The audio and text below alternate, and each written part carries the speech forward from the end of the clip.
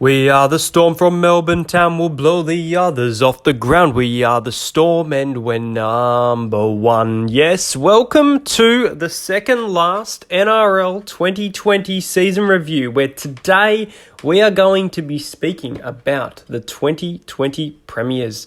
Of course, by now, unless you've been living under a rock or in a coma of some sort, you should know that the Melbourne Storm defeated the Penrith Panthers to claim a premiership in 2020. So let's get into a breakdown of their season, how they got there, as well as how they look for the 2021 season.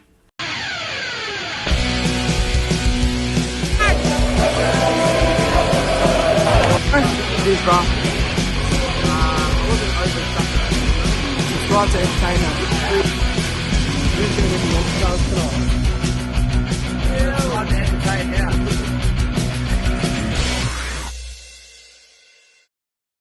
So yes, guys, even though round 1 and 2, they got the victories over the Manly Sea Eagles and the Cronulla Sharks. Sharks 12 points to 10. Sharks arguably, in my opinion, probably the better team in this round. It was a rocky start for the Melbourne Storm. In round 3, they were ambushed by a rival team that has shocked them with some victories. The Raiders absolutely thrashed them, 22 points to 6. So I wasn't convinced. They then played the Rabbitohs. I thought it was a very entertaining game that the Rabbitohs were right in, but the Storm, too clinical in the second half, way too classy, and the Rabbitohs making way too many errors. And the Storm get a victory, a much-needed one, 22 points to 8 to respond to that round 3 loss.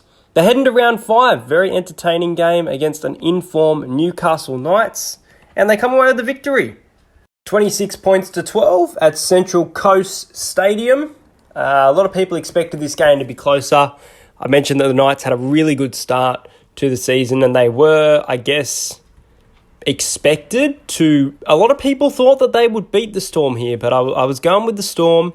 They got the job done. Round 6, the Penrith Panthers shock the Melbourne Storm with a 21-14 masterclass Nathan Cleary field goal in the 76th minute. The Panthers lead 8-6 at halftime. It's almost anyone's game, but you just feel like the Storm have got it, but they haven't.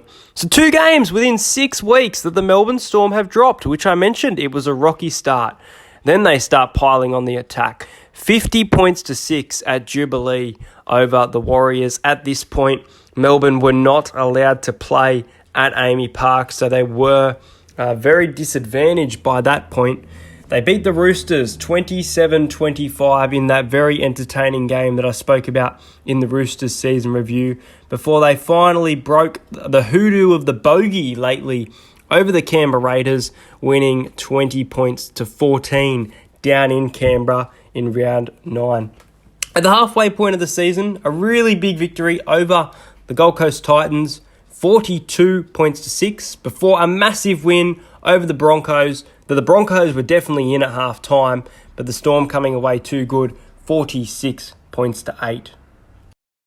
After a rematch against the Newcastle Knights, 26-16 at their new home, Sunshine Coast Stadium on the Sunshine Coast, Cameron Smith was injured, forcing Brandon Smith to play starting hooker against the Bulldogs, where the Storm come away winners, 41 points to 10 against the Bulldogs. Really weird scoreline, but anyway, field goal was kicked, no complaining.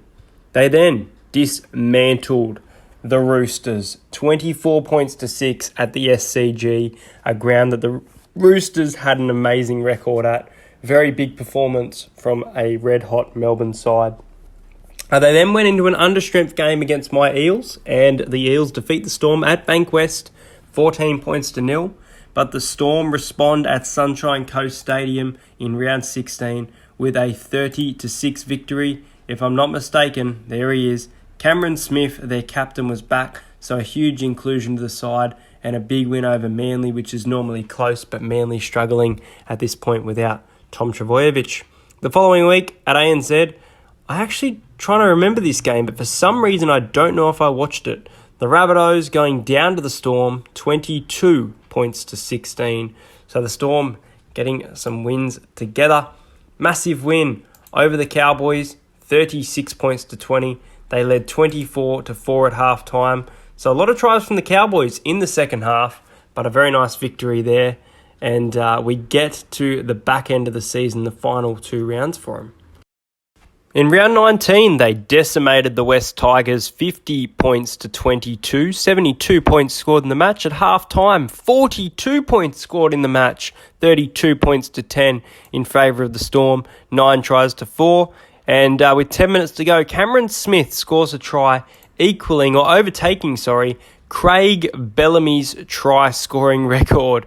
A rude finger given by Craig was a very funny moment, very entertaining match, very high scoring, and this Melbourne side just proved how good they were. In round 20, they rested their starters to get ready for finals footy, but the Dragons defeated them. The Storm fought really well. The Young Guns did a good job, but the Dragons were able to hold on for a victory, 30 points to 22 over Melbourne.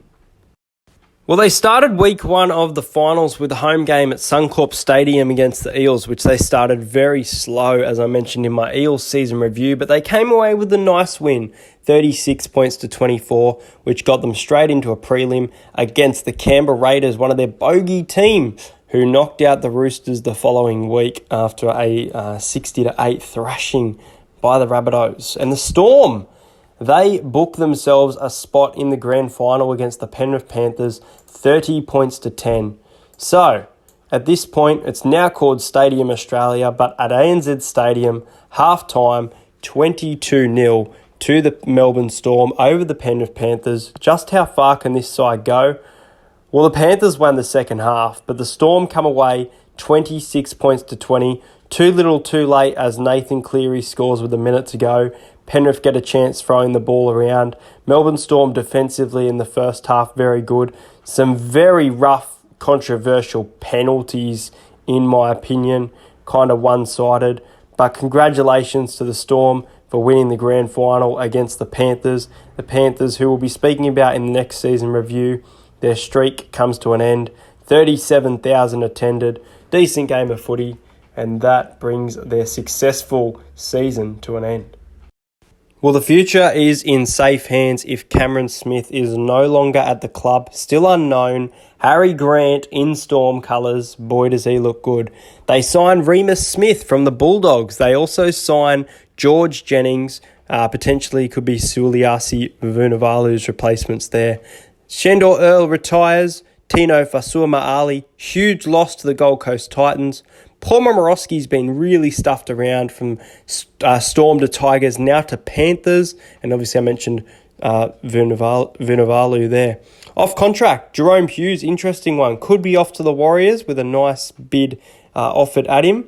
Isaac Lumi, Max King, Cooper Johns, and Darren Schronig. So I feel like Darren Schronig, with a few forwards leaving, might get some game time. But a pretty decent side coming into the 2021 season as Premier. And as I mentioned, Cameron Smith's fate still completely unknown. Thanks for watching, guys. Hope you enjoyed another NRL season review. Let me know in the comments if you think that the Melbourne Storm can go back-to-back. We saw the Sydney Roosters do it. This classy Melbourne side's looking good. I arguably think Tino is a huge loss to this side. It's going to be very interesting, as well as Jerome Hughes being off contract. Could change a lot of things with maybe an early release, but I don't think the Storm will let that happen. Make sure you like and subscribe to the channel. Check out the latest Let's Talk Footy with Clarkie's Rugby League column.